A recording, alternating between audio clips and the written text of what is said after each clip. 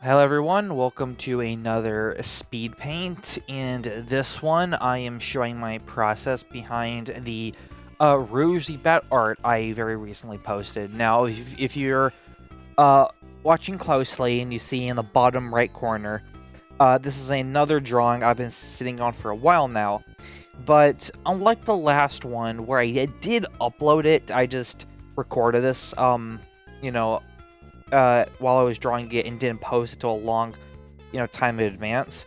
This one, I actually completely neglected to post this art. By the time you're watching this, I have already posted the art, onto, art sites like, Newgrounds, DeviantArt, for Affinity, all of those. As recording this, I haven't, but by the time this goes up, the art will be uploaded to those sites. So I've been sitting on this art for about like 5 months now. And the reason for that is I'll get into it later. It's close to the fact I really couldn't upload. I really couldn't upload this art while I finished it. Or when I finished it, rather. I'll talk about why this art in particular was so tumultuous to get done. But I'll explain it when it's relevant, because currently, we're not at that part of the art yet. And it actually has nothing to do with the art, for why this art was so difficult to make.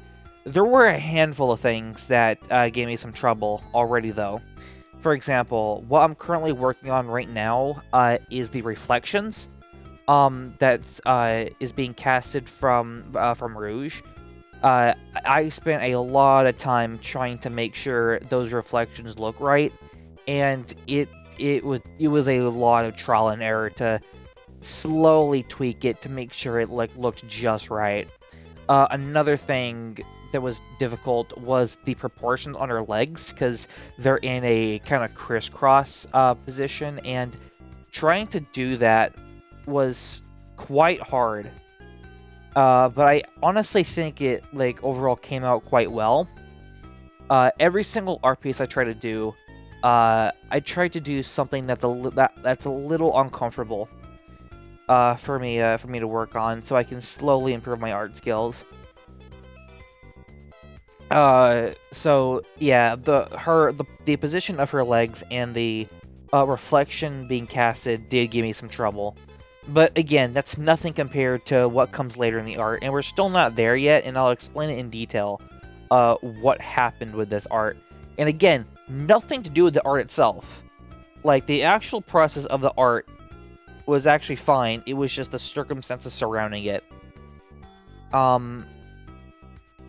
So, yeah, now I'm going in and cleaning up the line work, adding some, sharper edges, because I think it gives the line art a bit more of a cleaner, more polished look. And I also completely forgot her gloves, so I went back and added those to her arms. And now I am working on the reflection line art. The reason I'm doing this in red is just temporary, so I can make a clear distinction between what's the main piece of art and what's just the reflection line art. I will go back and color that line art to black, but I just need to know what is the reflection. So that is just temporary for now. Yeah, see right here, I changed it to black and then I made it a bit transparent. So yeah, that's pretty much the line work basically done for this art piece. Now we begin to color. I had a little bit of difficulty choosing the right skin tone for Rouge, but I think the one I picked out probably suits her the best. I wanted to make sure that she had just the right skin tone that matches her original design from Adventure 2. So now I'm getting into the actual emerald part, because this entire art piece, she's actually resting on the Master Emerald. And I'm really, really proud of the effect I did for this, because I went into this not knowing how would I do like a gemstone texture, but it was actually really straightforward. I just took like a polygon tool, and I just made a bunch of lines and corners, and I just filled in with a bunch of different shades of green, and then added and then added a layer for white and for dark, and made it either opacity or multiply. I think I made it overlay. Yeah, that's what I did. I made an overlay layer to give it that shiny quality. So as you can see, it worked. It worked much better than I expected. It does look like an actual emerald, and to this day I'm actually pretty tickled by how it came out.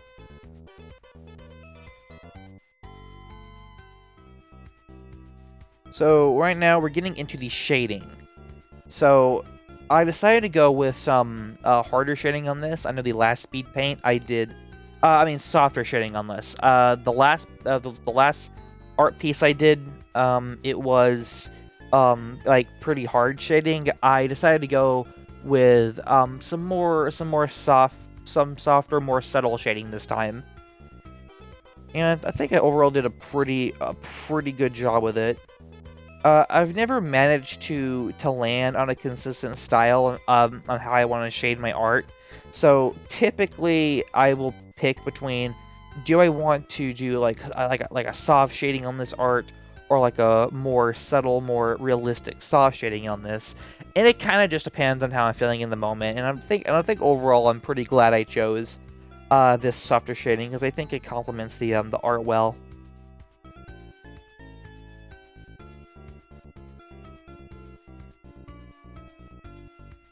For a long time, I was split on what I should do. Like, should I always stick with soft shading, or should I always stick with hard shading? And I think I realized that a good bit of both is always important, and I've learned to kind of merge the two a little bit. So now we're finally at the part of the art piece on why this was so difficult to make. And again, it has nothing to do with the art itself. Let me reiterate. Why this art was so tumultuous to make, well, not to start but to finish, has nothing to do with the art itself. The reason why this art was so difficult to finish was because in the middle of it, right now, when this part was being recorded, in the middle of this art piece, I got hit with a massive snowstorm. My area got decimated. A lot of most of the county was without power for quite a while, including me. I was without power for like a week and a half. So you might be wondering, well, Dusty, how did you finish this art piece with no power? Well, my silly little goober, that's what a generator is for. A family member let us have a really small generator, and it practically saved us during that time. Because I was able to work on this art piece. The only problem with that generator was, again, it was quite small, so I couldn't be on my computer for very long. And my computer was the only thing I could have hooked up to it. Like, if I wanted to use my computer, it was like the internet, one monitor, and the computer, and that was it. That's all I could hook up to it if I wanted to use my PC. And that was my life for like a week and a half. And that's why this was so tumultuous to finish, because I just didn't have the ability, I just didn't have the freedom and the ability to finish the art. So, I had a very limited time. I've had a very limited time on how I could finish this, and I think despite some of the issues at the beginning with her, the proportion of her legs and reflection, and at the very end, the issue with, again, me literally having to draw Rouge the Bat via fossil fuels. Because I had to run this on a generator because I didn't have power for over a week. But despite me not having power, I was going to draw Rouge the Bat, damn it. I wanted to finish this art piece regardless if I had power or not. So, for the very limited amount of time, I actually did have have access to my PC. I did. I toughed it out, and I managed to finish the artwork. And by the time, so this was recorded on January 25th. We didn't get power back until February 4th.